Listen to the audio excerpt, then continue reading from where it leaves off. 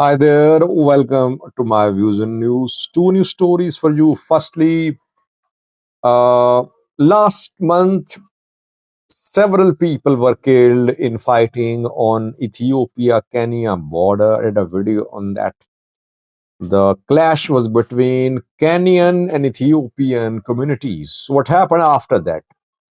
Fighting erupted again this week on the border, reportedly. Again, casualties are being reported. I have details for you. Secondly, Tigray and Amhara regions. I have two reports for you from these two regions. The reports are for those people who think that armed conflict is the solution or armed resistance is the solution. These reports question this policy. Is armed resistance the solution? Uh, while in Tigray, there are fears of resurgence of armed escalation. Shouldn't it be avoided? Keeping in view the facts which I'm going to share with you. Let's have a look at the news story, which is about fighting on Ethiopia-Kenya border. Just an announcement before the, you know that today is Friday, and from Friday we start live chats. Friday, Saturday, Sunday are three live chats a week. So tonight I'll be hosting this week's first live chat at 1800 GMT, usual time.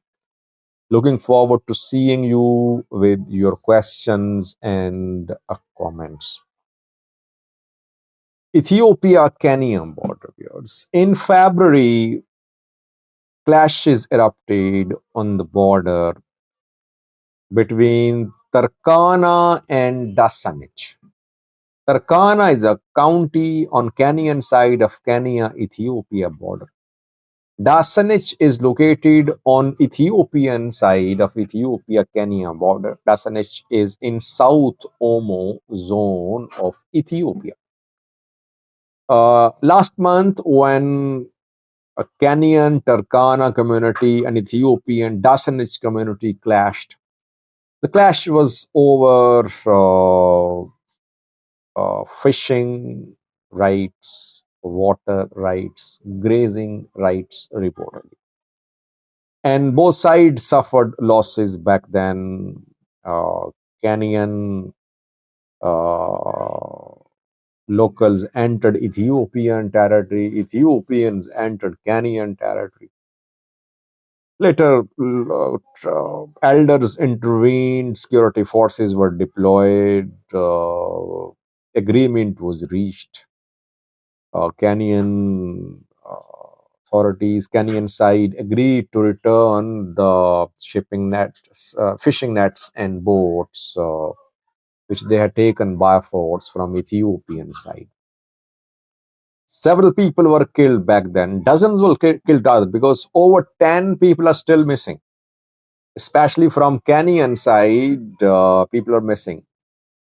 The dead bodies have not been found, so they have been killed, but but the dead body is not found. So they are either missing or they've been killed. This week, reportedly, the Kenyan side launched a retaliatory attack on Ethiopian community in Dasanich.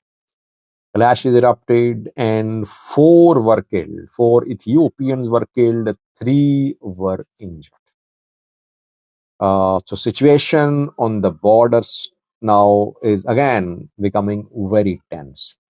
Security forces have been told to patrol the border. By the way, Ethiopia-Kenya border is very porous.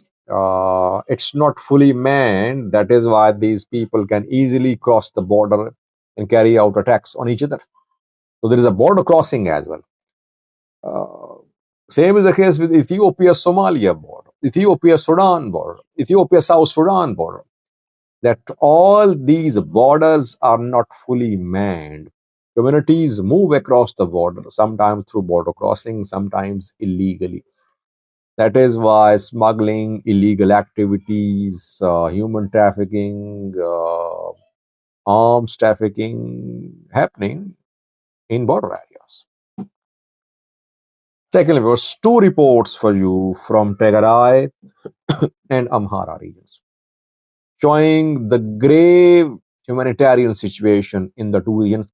So those who support armed solution to the conflict should know that this is what the regions are going through. Firstly, Tigray viewers. 1.2 million students in Tigray could not return to schools. Tigray planned to resume educational activities for 2.4 million students. Their education was disrupted during the war. Pretoria was signed in November 2022. More than 2 years ago, Pretoria was signed. 2 years have passed after the signing of the peace deal. Still, 1.2 million students are out of schools. They could not return to schools. Why? Uh, Different several issues. Sometimes, in some cases, schools are not in a position to take back students. Destroyed. Government has no. It's facing shortage of budget in terms of payment of salaries. There are issues like issues related to environmental disasters, to conflicts as well. So 1.2 million out of schools in Tigray. While there are fears of another conflict in Tigray, already 1.2 million out of schools in Tigray. What is happening in the Amhara region? Situation is worse in the Amhara region, by the way. Bigger region, more population. That is why the crisis is more serious. In the Amhara region, 4 million students are out of schools. 7 million were due to be registered. It was planned by the Regional Education Authority that in 2024, 2025, around 7 million should be enrolled and should rejoin their studies, their schooling activities. 4 million could not return. Only 2.8 million have managed to attend schools. They're attending schools. 4 million in Amhara, 1.2 million in Tigray out of schools. What is the future of these youths? Obviously, they'll join either Fano or Amhara region's newly built strike force. In Tigray, they will try to flee the region. They'll die on their way to Yemen, on their way to Saudi Arabia. Or if a conflict erupts, they'll join Tigray Defense Force. They'll try to flee to other countries.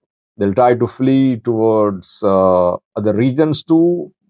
And if they agree with TPLF's ideology, they'll join Tigray fighters. This is what future holds for the youths of Tigray, for the youths of Amhara.